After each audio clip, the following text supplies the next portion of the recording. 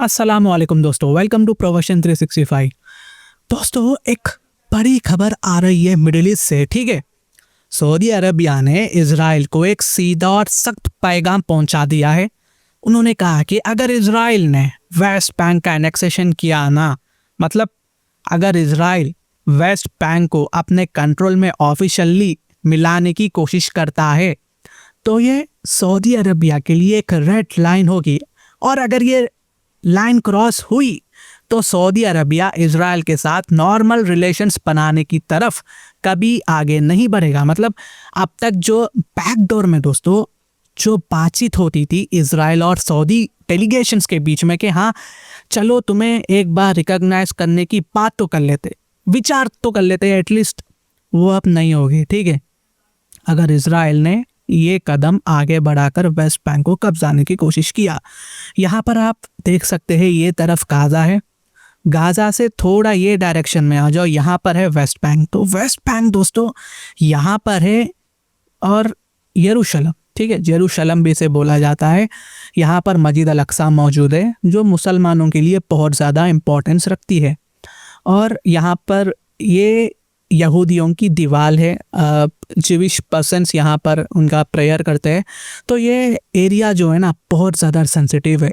अब इजराइल क्या कर रहा है तो ये फ़लस्तीन, ओके, और इजराइल इसे इलीगली तो कब्ज़ा धीरे धीरे कर रहा है, लेकिन अब नेतन्याहू क्या कर रहा है कि इसे पूरी तरीके से कब्ज़ा करने की कोशिश कर रहा है।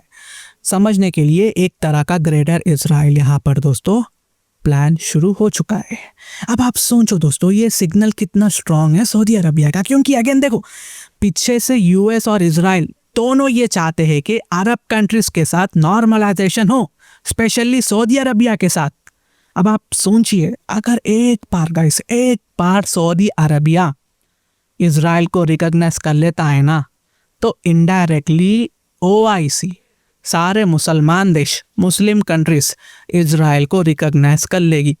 अब्राहम एकॉर्ड्स के बाद यूएई, बहरीन जैसे देशों ने इजराइल के साथ रिलेशंस नॉर्मलाइज किए हैं, लेकिन सऊदी अरबिया हमेशा एक शर्त रखता आया है, फ़लस्तीन का मसला पहले सॉल्व किया जाए और वेस्ट बैंक, गाज़ा, ईस्ट यरूशलम पे जुल्म बंद हो। इजराइल जो आज के टाइम अत्याचार कर रहा है, इनके ज़मीन को कब्जा करने की कोशिश कर रहा है, ये सब सऊदी अरबिया एक बहुत बड़ा डील रखा है इजराइल के सामने कि पहले इसे ख़त्म करो फिर हम बात करेंगे। और तो अब सऊदी अरबिया ओपनली कह रहा है कि एनेक्सेशन अगर हुआ तो नॉर्मलाइजेशन का पूरा प्रोसेस ख़त्म समझो। ये बात दोस्तों इजराइल के लिए भी एक पॉलिटिकल प्रेशर है और अमेरिका के लिए भी एक डिप्लोमेटिक सरदर्द बन चुका है।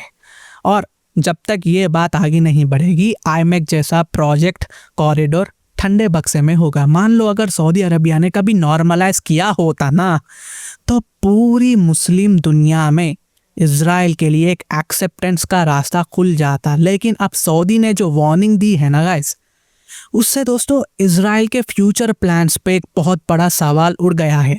ये एक तरह का मैसेज भी है, फ़लस्तीन कॉज अभी भी जिंदा है और उसके बगैर अरब इजराइल रिलेशंस नॉर्मलाइज नहीं हो सकते। तो दोस्तों ये कुछ अपडेट थी जो मैंने आप तक लाया है। अगर आपको मेरी वीडियो समझ में आई तो आप मेरे चैनल को सब्सक्राइब कर सकते हैं। Thank you so much.